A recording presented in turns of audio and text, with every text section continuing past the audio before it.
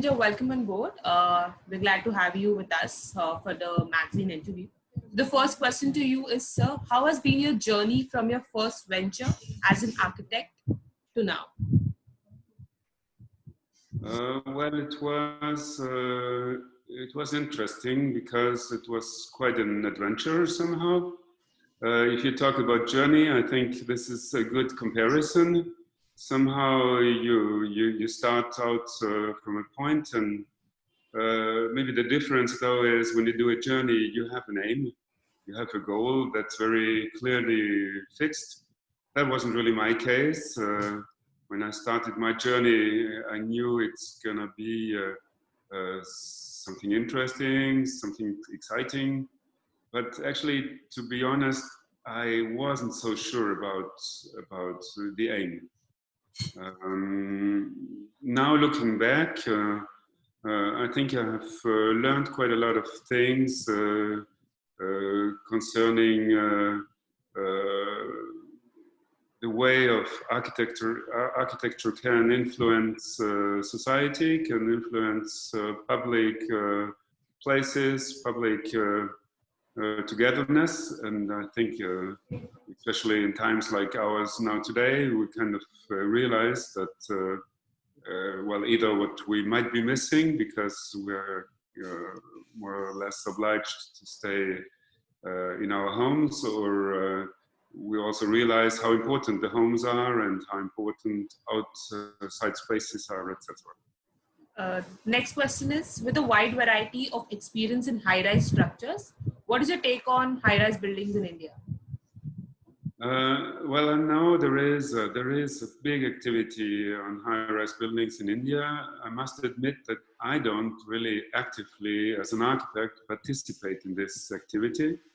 I would like to actually, but I didn't have the occasion so far. And India is really a very dynamic place nowadays. I've been there not so long time ago and was really fascinated. There is a lot of contrast though. So what is also something that's part of the fascination I have for this big country. Talking about steel structures in high-rise buildings, there is often logic in how you do a building and how you build. There is urban situations that lead you to prefabrication, to mounting methods, and I think especially, for example, in very big cities like Mumbai or Delhi, often the situation is quite complicated, and so I think their steel structures are very much appropriate. What, according to you, is a significant difference you have found while working with Indian and international firms for building steel infrastructure? Well, that brings it to a point somewhere, is that actually I don't make so much the distinction between Indian firms. You know as well that big European steel companies were being bought by Indian societies. So I think there is more this international character that's maybe more important. It's a global issue. It's not so much linked to either Europe or India or other places. I think India has a very important input to give now because there is Mittal and there is really a big participation in the fabrication of steel and in the steel input, and also of course in the price of steel, because that's maybe also a very big factor. There is also ecological aspects to steel construction. Today this is, I think, ambiguous. I mean, there is good sides and bad sides. Maybe the bad side is that it takes quite a lot of energy to build in steel, to produce it, to get it out of underground already, and then to make it ready to really be appropriate for constructions. the good side is that you can do very nice, very efficient structures. You can work in very difficult situations, urban situations, also in situations where you have to bring the stuff, maybe in high mountains, for example, where other materials that would be not so easy to work with. So steel has a good point there, and then again also it is a material that can be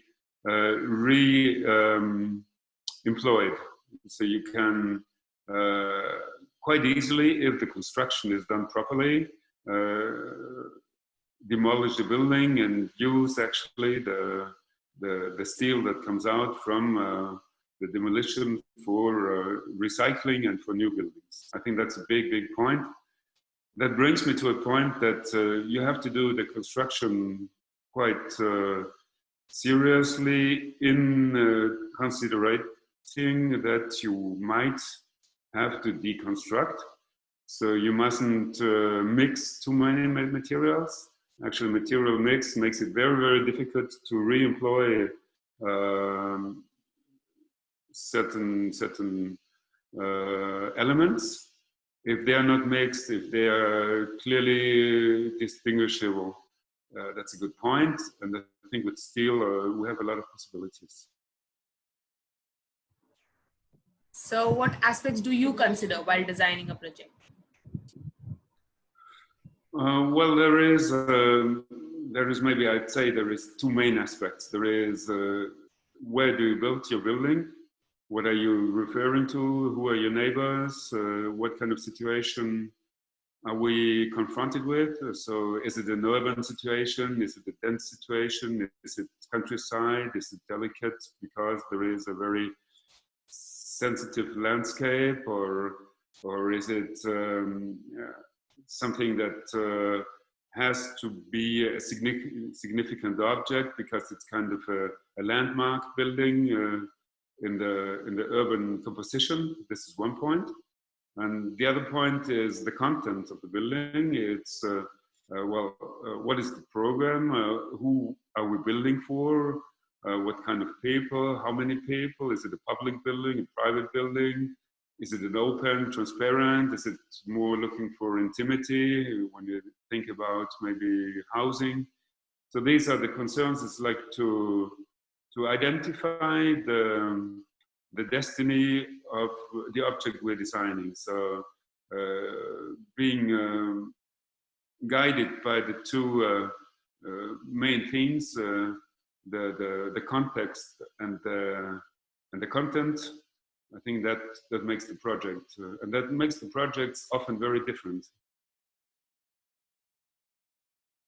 How would you describe your signature style of designing projects, and how does that make you different from your contemporaries? Well, we are trying not to be stylish in architecture. We are trying not to repeat ourselves as good as we can. Well, you know, with a certain amount of experience, you might be tempted to reuse experiences that were successful and go back and try to do maybe something similar a second time. But actually, we're referring to every project as a new project. So we're very much starting from scratch every time. Well, kind of. I mean, this is a way to express. We want to treat every project as a singular project, considering also our experience behind. But every project has its own context and his own destination, and we're trying to be as objective as possible. At the same time, we're looking for open buildings, we're welcoming buildings, we're looking for comfort for people. So we're very much considering, for example, issues like natural light, natural ventilation, being oriented in a logical way, trying to build buildings that are kind of low, how do you say, like very simple buildings, because the more buildings are complex in their technology, the more difficult is it to use them right. And we want to make them maybe with a lot of thinking, the least complex. We think that living surroundings should be easy, understandable, comfortable places that make orientation easy, that organize space, that refer to history, that look into the future. So there is quite a lot of subjects that go into our projects, and in the end of the day, when we get the urban, the technological, the programmatic issues together, that's when we think that the project might be a success. As an architect, what scope do you see in the Indian steel infrastructure industry?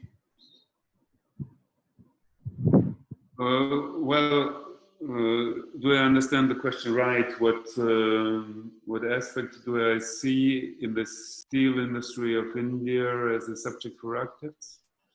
Yeah. What's the scope you see in the Indian infrastructure industry? What scope? Maybe I come back a little bit to the first question. When you say like Indian steel, I can't do so much the distinction actually between Indian steel and international, because we're not able to choose really where the material comes from. We know that a lot of steel comes from India. We also know that China is very present in the market. Europe and India are working very closely together. So, what my practice concerns is when we use steel. For example, we're doing footbridges, and when you get to a certain span, and you want to have quite a light, transparent structure that is considering landscape, that is integrating in landscape, and that wants to be delicately installed in the landscape to have a certain sensibility, not to be too imposing. Often steel comes to be a good and meaningful answer to the question we ask ourselves and to the ambition we have. So there we quite naturally get to the material. We're trying in our work not to be preconceived in our ideas. We don't think in the beginning, well, we'll do this in steel, and this we do in concrete, and this we do in wood. I think there is materials that are appropriate to our ambition, and the closest we get to this ambition, and the best the material can help us to get there, the best we achieve what we're trying to do. And often in my practice there is the presence of steel. Can you mention about some of the best steel projects that you have done so far, or that is one that is close to you? Talking about steel structures we are implicating in our project, or maybe it's not only structures, it's also metal louvers for big facades of office buildings. It's also interior connections, or it is fascias that are covered by a glass roof. So there is very, very multiple ways to apply the material within all kinds of buildings. And they're not necessarily steel buildings, because we mix materials. We like to do that. Actually, we're doing, like nowadays, a lot of people talk about wood because the influence for wood, for COD, the energy and the COD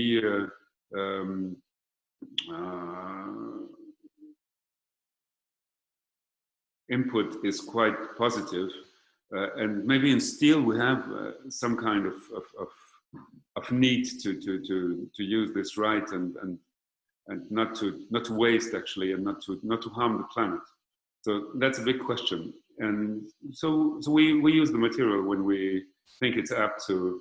And there is also long life. That's a big and important issue. When you have a structure that's going to last for the next 50, 60, 100 years, or maybe even more, maybe it's as worth depending, using more energy today, because up to its lifetime, it would be worth it. And that often comes to us that we choose the structure that's appropriate.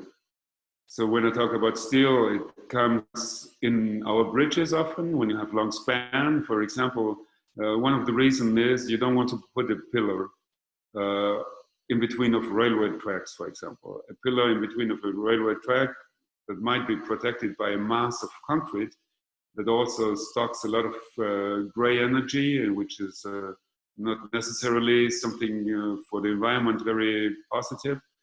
And it's also very much exposed to the danger of having a train being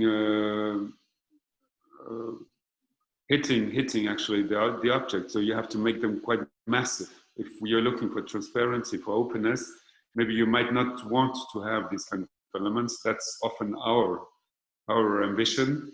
So we rather choose big spans, and there comes immediately the idea to use steel. That's one thing. Another thing is, even when you are talking about spans that are not so important, like I'm just thinking of our project of the access roads to the Mont Saint-Michel in France.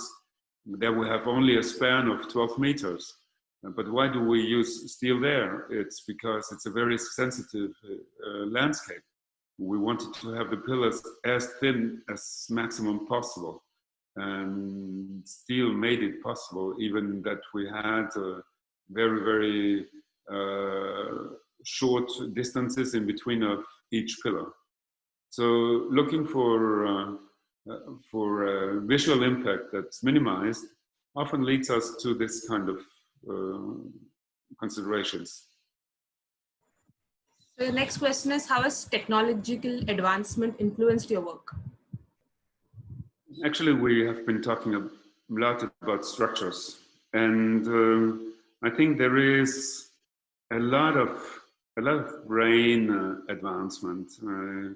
There is a lot of thinking. There is a lot of calculations that nowadays are possible. So we're working with very, very good engineers together, and often things that we can imagine as architects today, they weren't imaginable some years ago, because actually calculations couldn't prove that these kind of structures could work. And nowadays we find that, for example, non-linear structures, non-linear calculations lead us to structures that are very efficient and that are very slim, and that are very appropriate to the question we are asking ourselves, that we are able to conceive quite differently. Also, we nowadays, with the means of fabrication, we also are able to do more complex structures, to more for geometries. We can imagine geometries that are doable nowadays, because we have an automation that's allowing to do the kind of forming of materials, the kind of implying a process in industry that allows us to answer to these more complex forms. What has been the biggest influence on your work? Oh, okay. Well, actually, we have been talking a lot about steel, and this makes me think about a building that I have experienced when I was rather young. Actually, when I was 14, I came to Paris, and there was a construction site of the Centre Pompidou Center. And it was quite an enormous building in the center of the historical part of the city. And there was a huge contrast, and I was amazed by the way this building was being erected, and also its dialogue with the surroundings. And this is something that never really left me. And I think maybe there comes my interest for understanding that there is a very, very strong link between the form of the building and the way you build it. And actually, this is something that I often go back and try to have a new look on this building and see how it works and how it evolves.